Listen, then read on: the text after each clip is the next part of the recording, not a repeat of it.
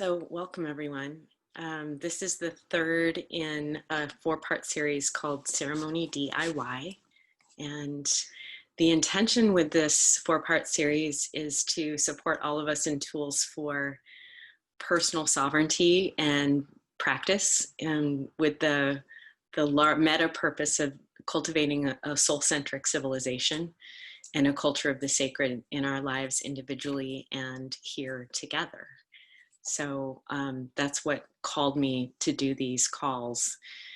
And since we're all in our spots, I want to start by anchoring in the here and now and in the non-arbitrary nature of place, and as well as the non-local nature of our connection. So if you join me in closing your eyes and dropping in for a moment.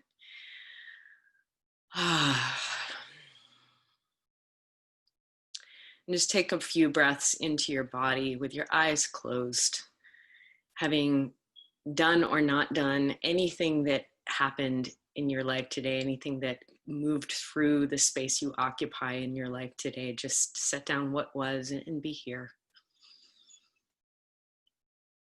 And take a moment to affirm and confirm the place you occupy, activating the power of place.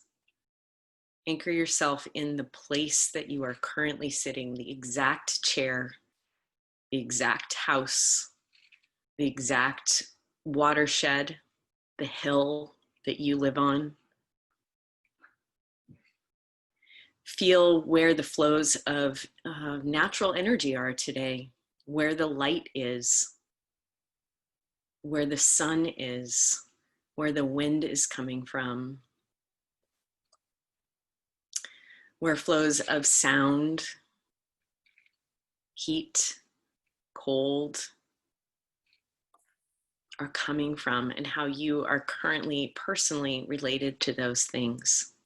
Just reconnect that field of relatedness. Include the birds you've heard today, the trees around your home. Include the traffic patterns for the streets around you. This is your local environment. And just with your eyes closed, if you can, take a moment to situate yourself in where the sun rose this morning and where it will set this evening in the east-west axis. And connect the dots with that to north and south, and settle yourself right in the center between the above and the below, the earth and the sky, in the sacred direction of center.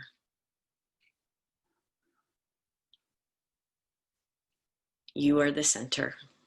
Your body and the singularity of your soul is the center. And take a few minutes to breathe life and light into your unique center.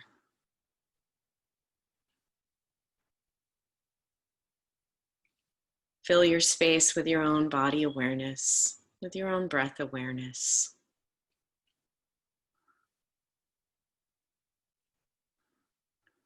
And then gently connect to all the other centers that are currently present on this call all over the world.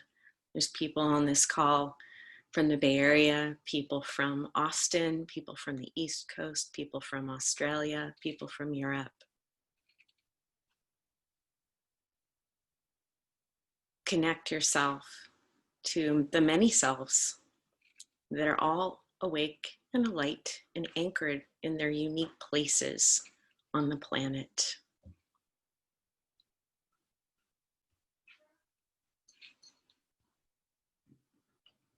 We invite and invoke a field of the one life circle, the circle of life we all share. We invite and invoke the higher purpose of our species made manifest as each of our beings, each of our souls in human bodies here on this planet now, seeking to know ourselves and live our lives as the truth of our soul. We ask and invite any guides, guardians, ancestors, higher dimensional beings who wish to be present here in alignment with this intention We declare this space as a place of love and only love, love and all love. And we welcome ourselves into the circle together.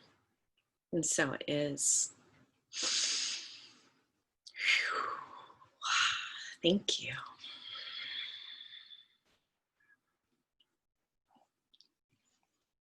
So there's a few framing things I wanted to say today that I'm not sure I was really clear about in putting this class forward, but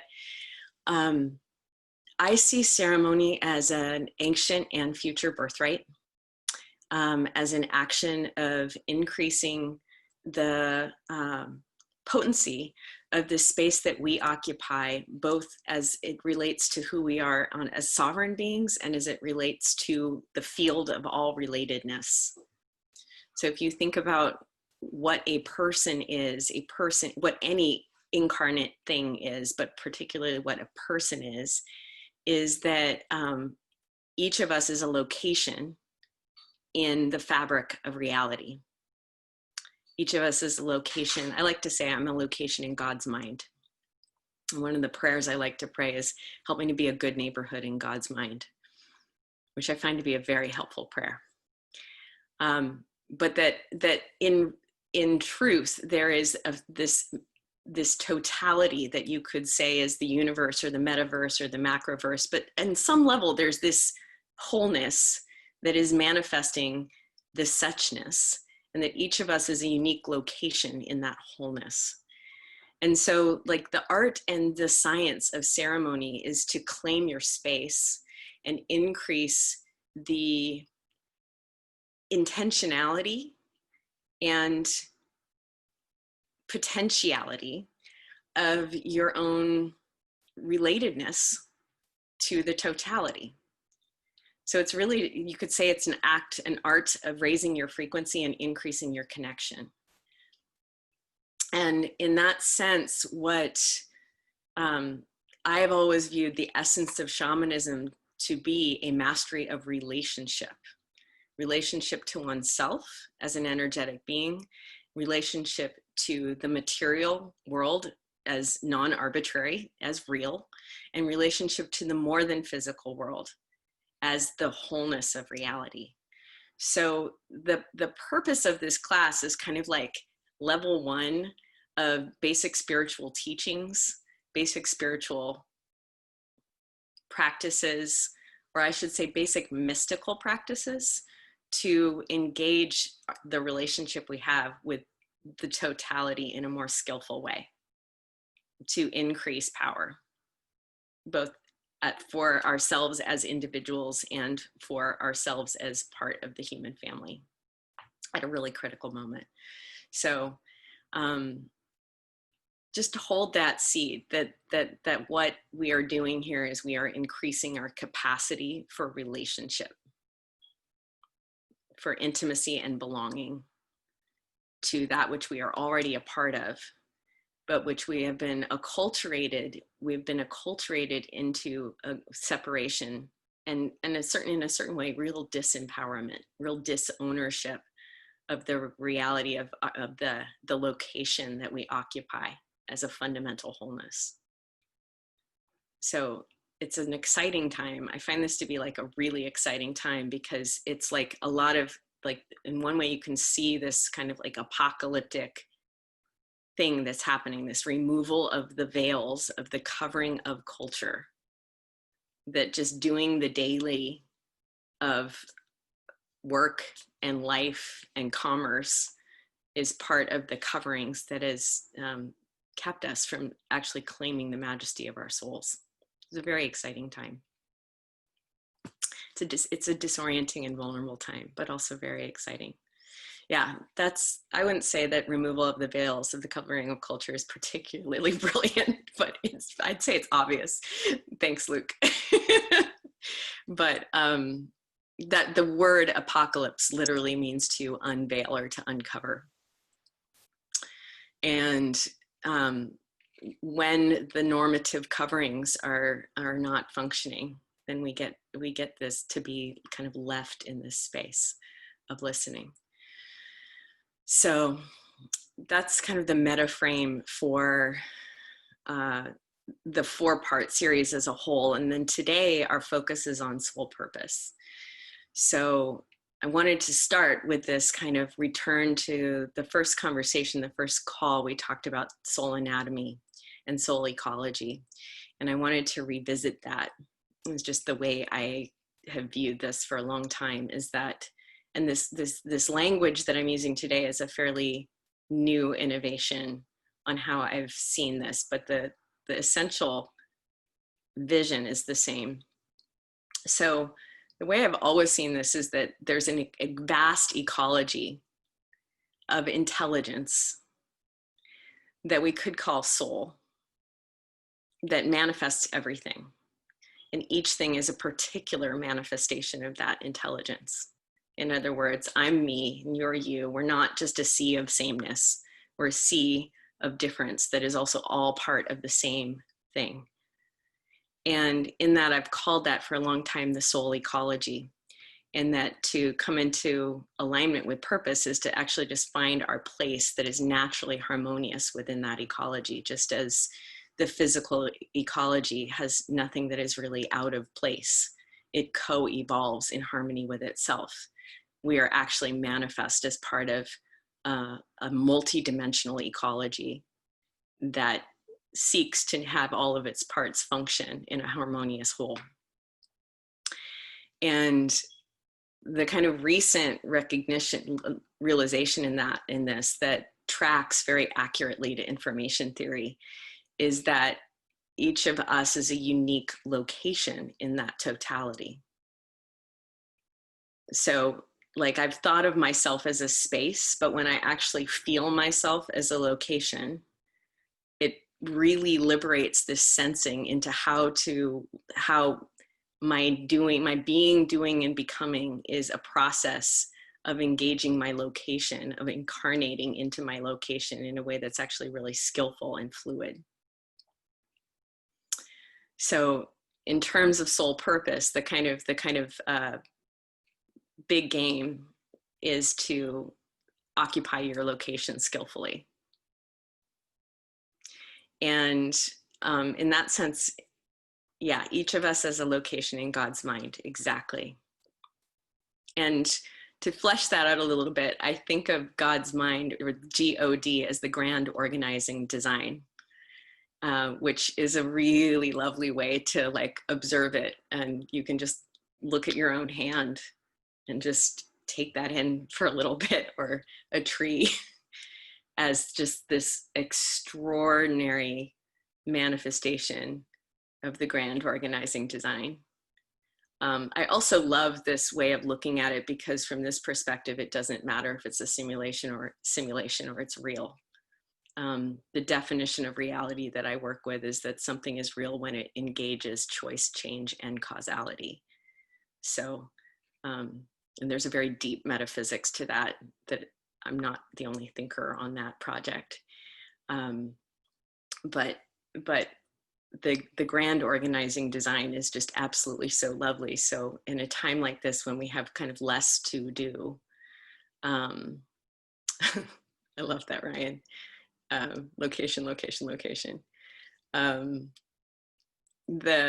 a time like this, when we have less to do, that there's just this opportunity to start to feel our way forward in that fabric of the grand organizing design in a way that's more harmonious, both to our organism and to our essence.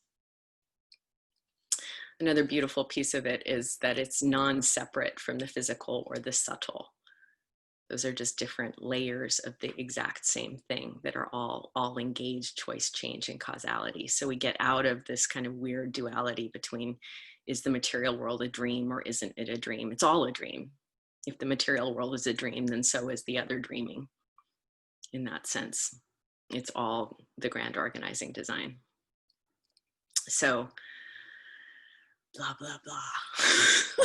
This is really fun to share this with you all and see your faces. So I'm just sitting with, I want to do a really quick practice with you guys that I've been doing in the last 10 days. That I said I would share today. So it's not exactly a meditation. It's more like a mindfulness trick. But this is the practice. And so I'd like you to feel just for a moment. You don't have to close your eyes. You could touch yourself. You could do whatever helps you to feel yourself. Just feel into a reality that you're not whole. Just take on the assumption of wholeness, that there's an original wholeness that you incarnated through, that is the seat of your soul, that was part of it, that is the foundation of your arrival as an incarnate being, and the continuity of your soul that is deathless, that there's that the essence of your soul is originally whole. And I'd like to truly welcome the parts of you that were never welcomed as that. The aspect of us, each of us, that was failed, that our culture failed to welcome at birth as originally whole, that our culture failed to welcome in full radiance of our wholeness of soul and our perfection of individual and collective purpose at birth. I'd like to apologize to you for the way that the education system and your parenting failed to meet you as whole, and instead met you as brokenness that needed to be fixed, and to welcome forward the original wholeness of you in this now moment. And I'd like to invite you to be with that original wholeness for a moment, with the affirmation, I am originally whole. And to feel that as a very central core strength in the nesting dolls of all of your acculturated identity developments and developmental experiences. And to hold yourself in the affirmation, I am originally whole beyond time, space, and experience. In that place where you are your own God witness. Now I'd like to plant 3 seeds of self-awareness in this original wholeness. The first is the affirmation, I am being. I'd like to invite you to feel yourself in stillness, just being. Awareness aware of itself through the location you occupy in God's mind that is originally whole. I am being.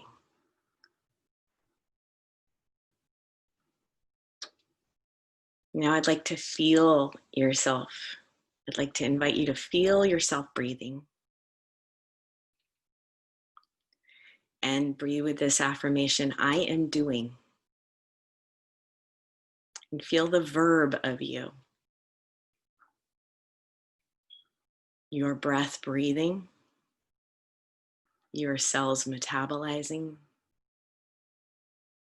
Your organs of perception hearing my voice and other things around you. I am doing.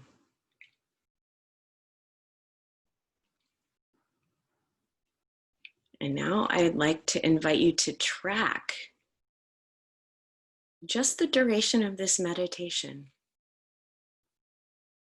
Just this tiny little arc of time with the affirmation, I am becoming. With awareness aware of itself, awareness aware of action, and awareness aware of change.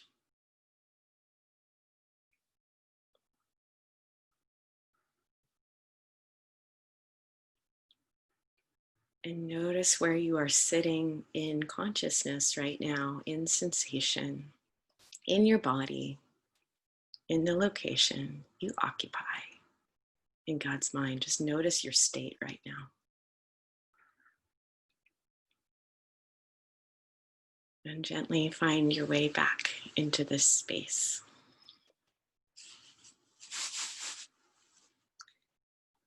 This is my new favorite meditation mindfulness tool. And I'm gonna offer a few more things into the space, but I would really like feedback and commentary on this at the later in the call, because I'm really curious what it feels like to you to drop into that. There's the triplicate of being, doing, and becoming is fundamental to incarnation. So it's an invitation to like drop into the fabric of truth, which is truth is not just a noun or a verb, but it's the noun and the verb and the space in between. So purpose. So here we are, family, one human family, all of us here on this little planet that has been painfully revealed as and magnificently revealed as interconnected. I imagine that we've all come into various narratives of how coronavirus is functioning. I've been calling it the velvet sledgehammer, that it's functioning as this actually extremely elegant wave of awakening that reveals our non-separation, that reveals the absolute fact of our interdependence, and is therefore pushing us closer in consciousness to a collectivized experience of interbeing and to commitment to create systems that are actually a reflection of that interbeing. We're not quite there yet, but everyone on this call is very much a creator of those systems. So here we are in the midst of a very gentle wave, all things considered, in terms of what we could be dealing with existentially and what we may be dealing with further on. We can think of this as a dress rehearsal. So it's a really good time to get good at being the love, being, doing, and becoming our soul's true incarnate leadership and lovership as a force for co-creating beauty on this planet. So in original teachings, in most indigenous tribes, there's a teaching that our species as a whole has one original purpose, original instructions. In many tribes, the teaching is called original instructions. And in those teachings, predominantly, the vision is of human gene seeds coming from the stars, and that those genetics are original genetic instructions universally as a species are to tend and steward beauty and harmony on this planet. Duh. So meanwhile, humans have done their best to create a really cool, highly developed, well-researched, science and technology based civilization. And my view of this is that we've gone through this vast historical cycle of forgetfulness that is based on presumptions of separation. I call it the age of separation. It started with the advent of agriculture and has had many stages of increasing separations, experience of separation from the earth, from each other, from the life force, that in a sense, reached its apex with the evolution of the idea of the individual being penultimate. And this is a whole sacred cow that we actually all hold pretty dear. But the cultural idea of the individual is actually a very new evolution that came out of the French Revolution and later out of the American Revolution, was enshrined in the discourse of rights that we've based our current legal system off of. And it's this exquisite final like growth point of, yes, I said separateness starts with agriculture. In a sense, it starts with like sticking plows into the planet and carving through the earth in order to scale our capacity to feed ourselves, which is also fundamentally disruptive to ecosystems. So it starts there by claiming that we are, we can take up more space than all other creatures on this planet, essentially.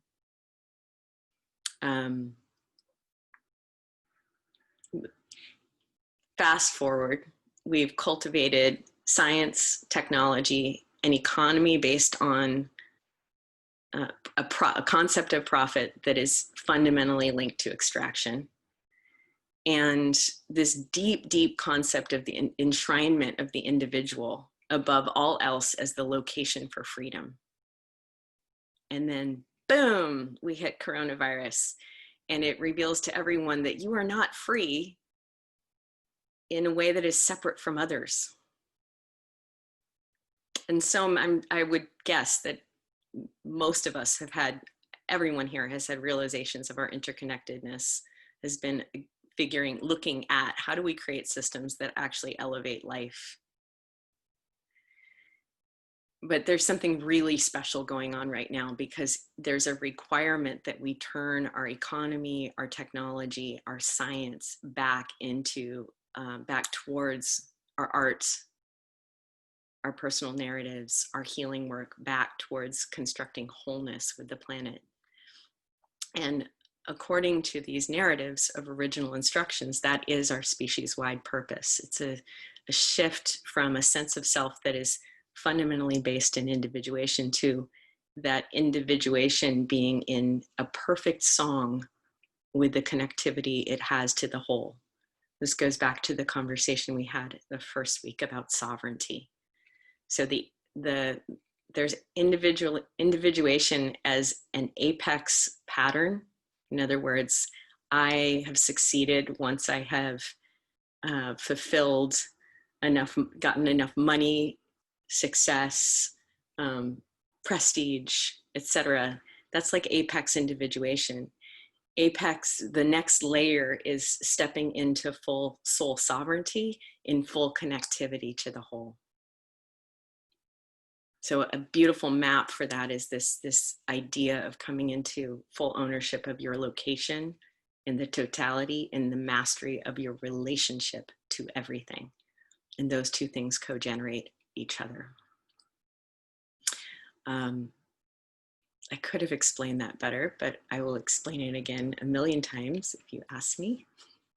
So on a collective level, we have a universal purpose. And I think this is a really interesting thing to sit with, is how like my purpose is not separate from your purpose, is not separate from any other human's purpose.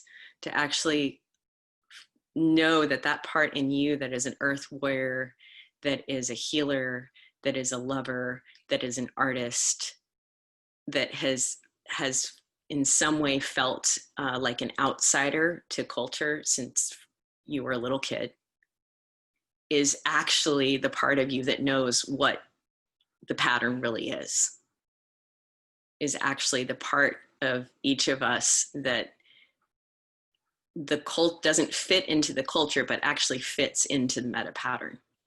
And that the meta pattern is far larger than our culture. The meta pattern is about the harmonics of a Gaian system. And that within that, human beings are an apex species whose purpose is to co-create the greater integrity of Gaia. So I welcome that in each of us. It's the indigenous soul in each of us that has been systematically subjugated, if we are of European descent, for at least 1,000 years. And if we are of other descent, often fairly recently or even in this lifetime, but that we all carry a burden of the decimation of our indigenous heritage in our bloodlines is true. And that the reclamation of that is a rebirth of a culture of planetary indigeneity. Indigenous to particular places and indigenous to our planet. I also believe that only through the mastery of that planetary indigeneity will we become a galactic species. But if we can do that, we will get there. And I think that's probably why so many higher beings are really interested in us right now. How will we figure that one out?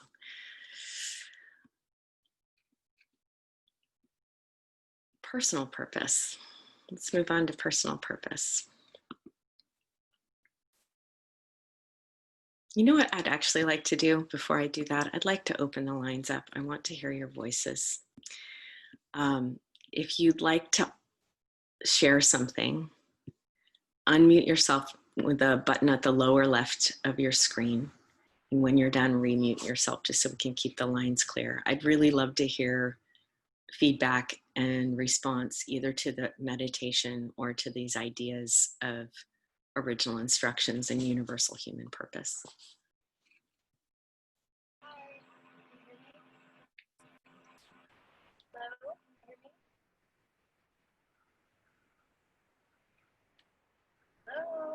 Daisy, you're really soft. We can barely hear you.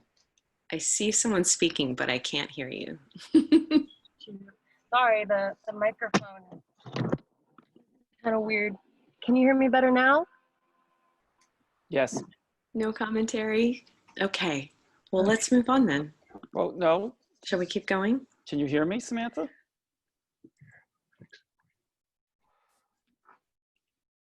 Yes. Here's the question. How does the personal purpose connect with the collective purpose as it emerges out of the collective unconsciousness? Let's move to personal purpose and then we'll talk about that. So is anyone feeling a little disoriented in what the fuck to do with yourself?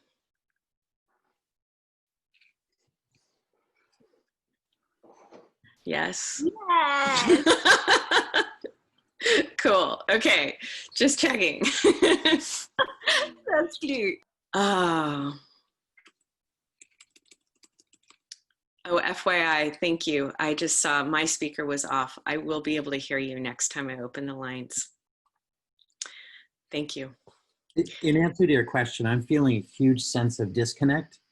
It's sort of like there's something being asked of me on a very global level, like, hey, Luke, it's time for some really major change. And I'm having a lot of trouble translating that, connecting that to, okay, yeah, but like, how do I translate that into what I'm going to do between 9 and 10 a.m. today? Right. Yeah. Awesome.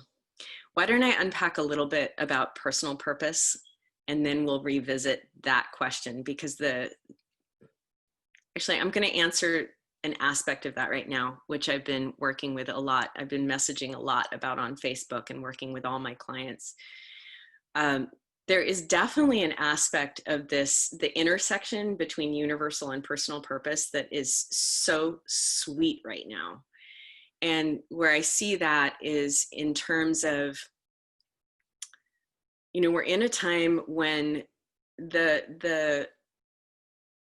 in terms of Maslow's hierarchy, most people are in some way triggered at very fundamental levels of that hierarchy, of a personal sense of financial well-being, future security, able to meet parents, not meet parents, you know, able to travel for things that are actually somewhat essential, but quote, non-essential, et cetera, like, and then additionally, there's kind of like the next level of Maslow's hierarchy is triggered that's also held in just the normative habits that we would have been doing if we weren't in this disruption. So that's kind of like the second tier of that hierarchy, which is just emotional stability. So all of those levels are triggered. And because of that, how we show up in kindness, transparency, sharing, reciprocity, explorations of how to do things that are win-win, like really simple things like creating financial models for things that we offer that are anywhere from free to full cost and really welcome everyone in the way that they can show up.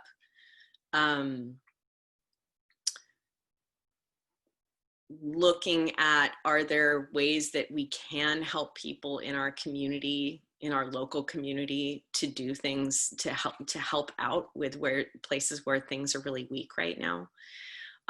If you are continuing to do your business, how can you be a kind of a trim tab for more ethical decisions or more transparent decision making in your business? If you're building a business, how can you build it in a win-win framework and in a way that's transparent? If you're an artist, how can you continue to tell the story of the future that we want rather than the one that we don't want? If you're a healer, how can we continue to support people to like actually bloom into what they're passionate about rather than into default jobs? These are places where personal purpose and like universal purpose intersect.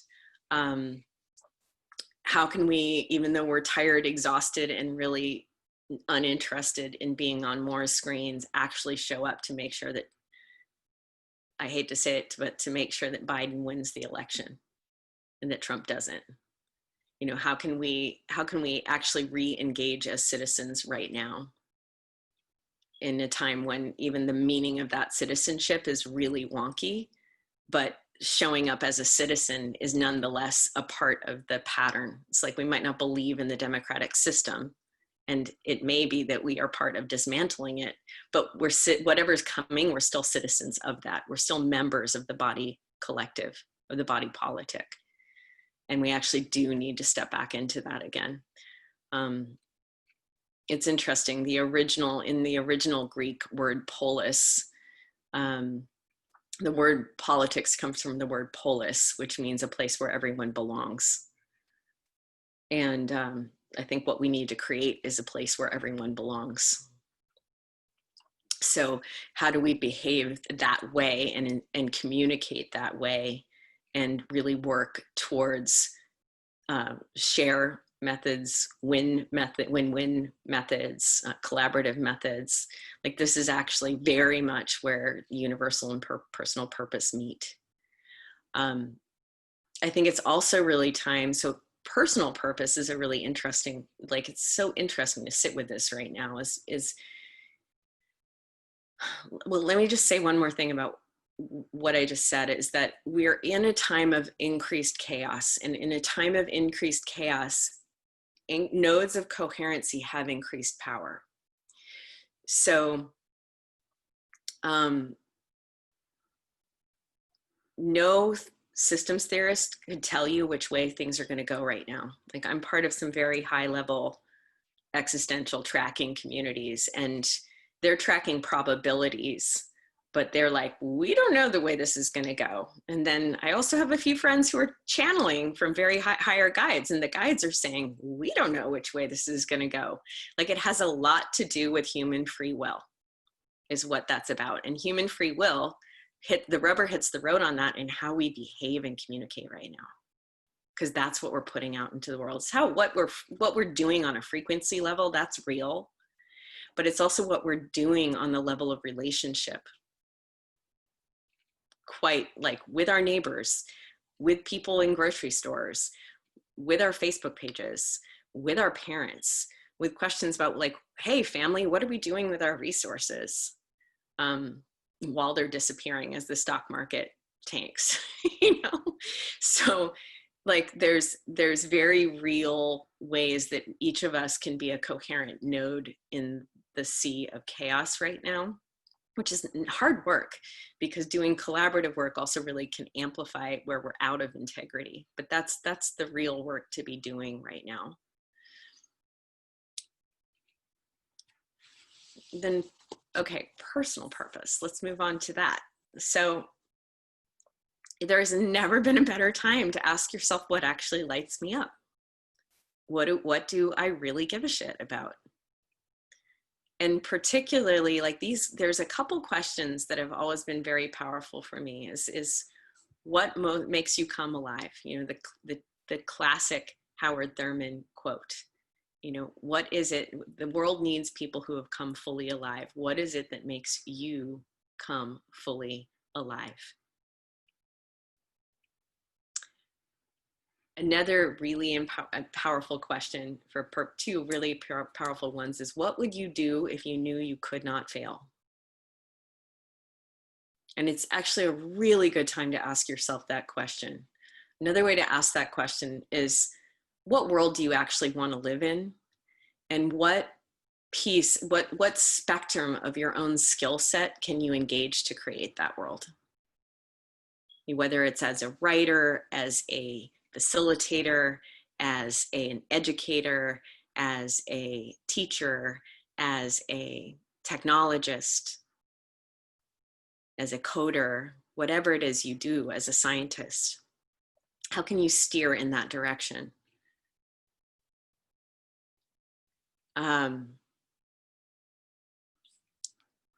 The other is, what would you do even if failure was inevitable? And I love that question, because there is this sobriety to this moment that invites, I feel like it invites us to kind of look at things beyond our lifetime. Like there may be something you're called to do that you cannot succeed at within the duration of your one lifetime. But that does not mean not to put energy into it. And I feel like that's a piece of what's like pushing me forward as a teacher right now, because a lot of what I'm teaching right now, I've been teaching for the last 25 years. And there's a piece in me that has this like slightly nihilistic broken record experience internally of myself in it. And then it's like, oh, right, yeah, it turns out that this is a long game. So there's no time like the present. It doesn't matter whether I succeed or fail. It's not about me. It's about what flows through me. And so like to listen to those themes in your life that are inevitable and constant. This is a profound time to do that. I think of purpose as a river. Like purpose is something that is not, it's not a noun, it's not a constant. It's something that is it's as much the doing and the becoming as it is the being of you. So it flows like a river. And it's also a really good time to look at like what are the tributaries of your river? And nothing is separate from that. It's like if you had a successful career as an internet marketer and you decided you never wanted to do that again and you went and became an artist, like that successful career as an internet marketer is still a tributary to the river that is your purpose. So it's like we never throw the baby out with the bathwater. Everything transcends and includes itself in the evolutionary soul path. So it's a really good time to look at like, really, what are your tributaries? Like, what are all the skills that you're good at? They're non-arbitrary. You chose them. Your soul chose to cultivate them. What are the greatest initiations that you've been through that could be helpful, that you have actually moved through, that could also help others to move through these such initiations? That's the classic wounded healer question, but it's a really good question to ask right now, especially in this pause, because there may be shadow material there that you haven't fully unearthed. That's where your mastery really, really wants to shine. The Jungian definition of shadow is anything that has been disowned or unseen. It's not just like dense or dark or difficult, but it's the things you don't want to see about yourself. Sometimes it's your brightest thing or the thing that's easiest for you or most natural for you that you don't want to see. Yeah, diamonds in the shadow. So it's a good time to really like feel into that river. And it's interesting because some tributaries have sort of been blocked, right? Like we can't do the normal things we would do in order to fulfill our sense of accomplishment in a day. But in that, like, what is still flowing in your river, or what do you want to tend? If you have a lot of time, is there a whole chunk of research you've been wanting to do that you can get really geeky about? Maybe create partnerships with other people in? Is there a body of work that you've been meaning to develop or map out? Is there a set of collaborative relationships that you weren't tending that you now have time to tend? I think for some of us, for me, I'm finding that like I'm almost overwhelmed in all the things that are now here to do. And that's one of the challenges that I'm facing. But I think that it's so interesting to be unplugged from normal work and listen to what is to do. I mean, there's another, obvious structural challenge right now is that we really don't know how long this will last, and the space of more stuff on screens is really full. This is kind of needing to be spoken because it's an obvious challenge. It does not make sense to endlessly iterate on internet market projects. So with that, I actually I want to make a prayer for our collective innovative capacity grounded in passionate purpose for the world we want to create.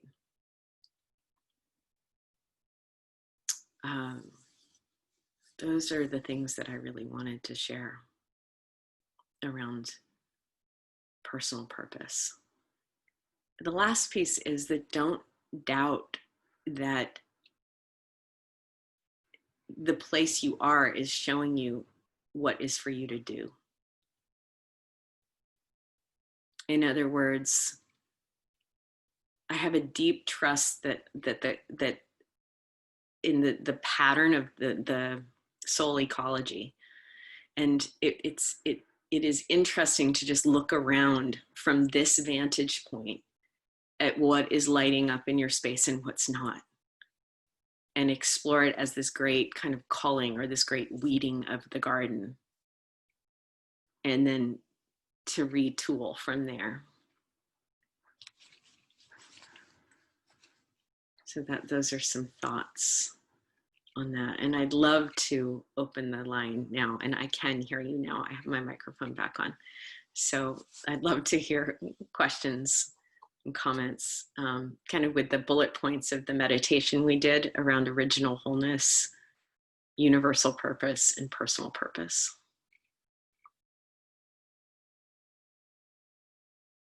I'll jump in. Hi, Stephen. Hi, Samantha. Long time. I found it interesting. I've been spending time looking at de-objectifying the world, and that you bring me back to objects. And so it has me reflecting on where that de-objectification is a rejection of the world rather than an integration of a wholeness. Because one of the teachings in one of the programs I've done with Landmark is about how our existence in one sense is owed to the conversations, the things we discuss with people like this. And we try to treat each other as objects, physical bodies, rather than beings that live in a speaking. So it puts me back into a state of wonder. Curiosity is the way to think about it, rather than this is right, this is wrong, this way of looking at it, or part of that. And as I'm speaking now, I'm realizing questioning what is the role that curiosity plays in creating wholeness. I think that question needs very little commentary. Thank you. It's a question lived, not spoken in the answer. I would Thanks. love to offer one thing to that is that this framework of choice, change, and causality is that which reality always contains the qualities of choice, change, and causality. And the frame I'm working off of is a framework called the Immanent Metaphysics, written by a very dear friend and colleague, Forrest Landry, but which was a blessing for me to come across, because I've felt in the past, I felt a lot of friction with the kind of ontology that you just spoke to. But also alignment with it kind of simultaneously, which used to be confusing for me, of like, no, I don't buy into this reality not being real, but I also know there's things that don't track this. And one of the insights of the immanent metaphysics is there's dimensions of reality that are orthogonal to each other, but they're simultaneously real. So like deeper wisdom is the embrace of both as true, and actually kind of knowing when to take what vantage point and how to integrate those two. Yep. And Appreciate that. Yeah, and I feel like that's a big part of my personal project is creating a spiritual narrative that does that skillfully, because I think we need that integration to come into full responsibility in our world, but and full freedom, actually. So thank you for that offering. You're welcome. Really. And I see someone in the chat was asking for the name of the book again. Hi, Meredith. Yeah, it's called The Immanent Metaphysics, and it has a very esoteric, it's very hard to get a hold of. I may be offering a reading group of it, and I can also follow up and see if I can find a link for you to be able to order it. Forrest doesn't sell it as a general rule. I have it and share it sometimes. Book club. Hi. Hi, who's this? Carolina Grace. Hello, good to hear you. Great to hear you. Wow. I've been having this like super brain mushy situation that feels, so as I'm hearing you, I'm literally like just feeling in the resonant like field of my body, like where I'm computing and what I'm receiving. And what's really coming through me is like, I think the part where I felt myself the most and what you were sharing, and maybe this is, I just felt called to share it, was where you were in the prayer, in the meditation, where you were speaking on behalf of the school system and on behalf of, you know, the way that we were molded to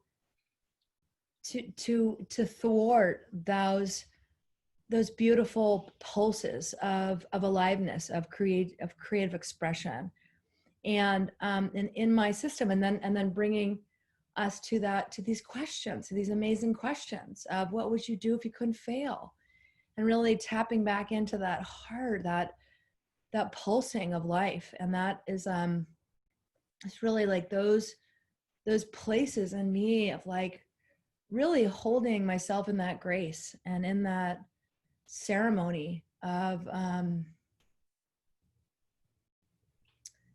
you know,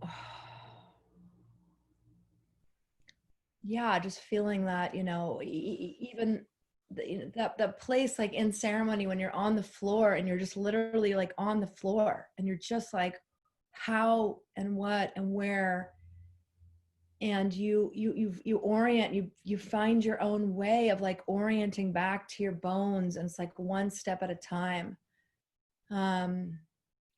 But love lifts us up, like literally love, that devotion of what do we love, of what do we, for me, it's singing. Like everything is right when I'm singing. And in ceremony, there's been times where like when I was singing, each note was like a rung of a ladder out of my own self-doubt and my own fear and my own just like murky path. And I feel that I'm in that ceremony. I'm in ceremony right now.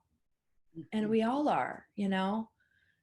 So I really appreciate you just holding the light and you being such an anchor and sharing the way that life has moved through you and the way that life has ignited and inspired and encouraged you to investigate and then to share with us. Like it's a real transmission to me, even when my brain is mushy and I can't really receive a lot of the concepts.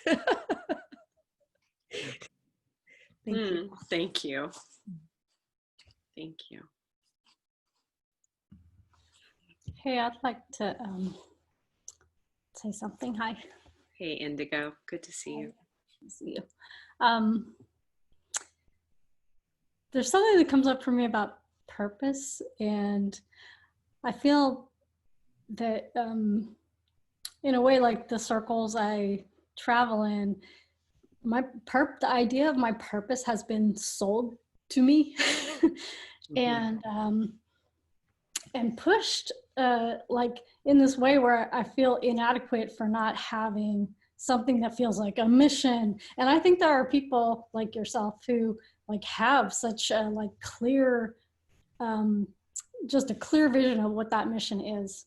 And I'm kind of wanting permission right now to just, I'm giving myself permission to have no purpose and to not like, I felt there was a part of myself that was like this, I want to say almost arrogance that like I've got to have this thing and I've got to promote an image of myself as a person who has a mission in order to have some kind of validity or yeah. And so I'm just kind of, I've been really sitting with this, maybe there's no purpose for me and who am I without that? It feels like a very expansive permission to give myself.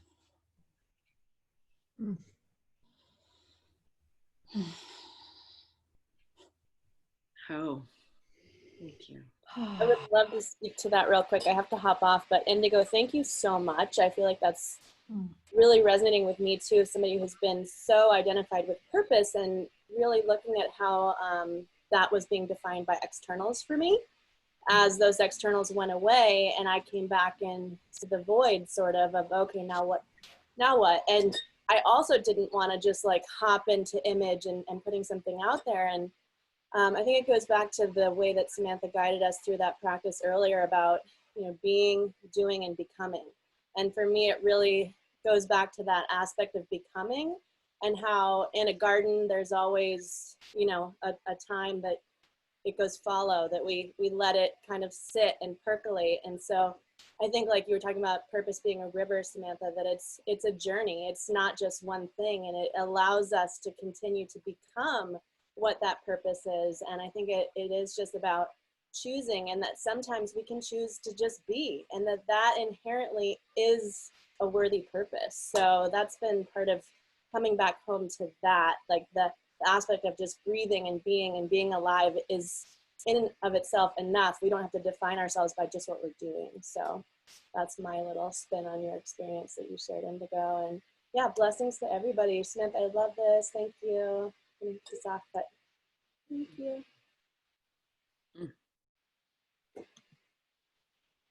Thank you both. Yeah, I feel, you know, something I almost brought in that I would love to offer that I wrote about on Facebook the other day. When I was 19, I sat down in a toilet stall, and written on this dark green wall, scratched in two different hands, were the words, "We are all significant and obsessed with our unimportance." And then in another hand was, "We are all unimportant and obsessed with our insignificance." And I sat there for a long time. I was so blessed by those words. Because I felt like they met me very, very strongly in that moment in my life of struggling with identity as this, you know, kind of like feisty, fiery, really sensitive 19-year-old person. And that the deeper, you know, there's deeper truth in both of those, both around how our culture like trains us on obsessing about significance, and then just this reality that on some very real level, we're actually not that significant, and that's okay. Like, it's totally okay to be not that significant. And one of the visions that actually really supports me is that I see a lot in psychedelic space is in various different ways, is this event horizon of life that I just happen to be incarnated into right now, that we're all incarnated into right now, kind of building the fabric forward of a thing called life, that we call life. And so I think of purpose just as occupying my location in a way that like engages my agency as a co-creator with that fabric, which we all have. We all have that. We all have that choice, change, and causality. And but I'm not personally that invested in it as a big like identity story. But I do think I do enjoy it as an inquiry into like what is the quality of my delightful engagement, my meaningful engagement. Thank you for that. It's 4:04. I'm gonna invite one other question if there is one, or we'll close. There's one other quick question. I'd love to invite your voices forward. Your voice. Hi, Beta here. Hi, good to see you. This could be a small naive question or a big one, but I'm thinking a lot again these days to hard feelings, like when things are hard and feel hard, and kind of stoicism where you still carry on and do the right thing and you choose what you think is best alignment, even if it sucks and it feels terrible at times, and that willingness to just survive and flow with the river, and how to merge that with these questions of like what lights me up, what I love, like all these good feelings of what calls me from the positive, which I love, and I always need more of because I tend to look at the negative. And I know they can go hand in hand, and you need that light at the end of the tunnel as a beacon to call you when things are hard. But I'm wondering if you have, did you say, in terms of engaging with the hardness and being with it being comfortable with the uncomfortable, and not, again, the usual, not escaping to the all is good. Yeah. Oh, I think that there's so many layers with being with the uncomfortable, and an obvious one is don't get frozen in it, move with it. And if that is hiking, if that is dancing, if that is screaming and making weird noises, we've been having I live with 3 other people, and one of the things we've been doing lately is just really permitting screaming. Like, it's really helpful. and having gibberish bitch sessions about things, very helpful. But another piece, part of why I offered that mindfulness tool at the beginning is that there's a non-dual, it's the intention with that has been working for me, and I don't know if it will work for you, is this like dropping into this seed of original wholeness. And when I offer that like really seriously, of like, so like the reason why negativity bias gets so hardwired into our adult brains is because of all of the trauma that we've been through. And that's real, right? And that's real from the vantage point of your nervous system and the developmental bodies. And that there is actually a wholeness inside of all of that is your incarnational impulse. And this is a kind of something I would say, I believe this and I experience it, but I'm also in a deep experiment with it as like, what can we do to be like really gently, like but rigorously disruptive to all of those layers of patterning that place you inside the negativity biases and the biases of anxiety and stress that past experience have embedded in your biology, right? So the experiment there with this, I am original wholeness, and I am being, and I am doing, and I am becoming, is very serious offering, because in the present moment, like,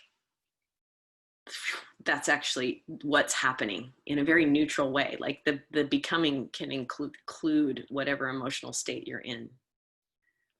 So that's one offering I offer there. And then, I mean, I guess the other one that's coming up is that it's an important time to have vulnerable conversations with real other humans. To use the words I need help with and I'm struggling with in a way that's unshameful. I had a request on the chat for a script of the meditation, and I will send that. I'll follow up with that. And Howard, I really appreciate what you wrote with trauma as the portal to the forgotten depth of the soul. Yes, thank you. That's a really beautiful offering. Thank you. I hope that was in some way helpful. Yeah, we're all moving through that together, that trauma as a portal to the forgotten depth of the soul. Thank you for that. That's a really beautiful offering and way to end.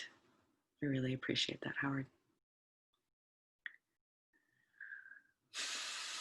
The big cleanup is in effect, and we're all part of it.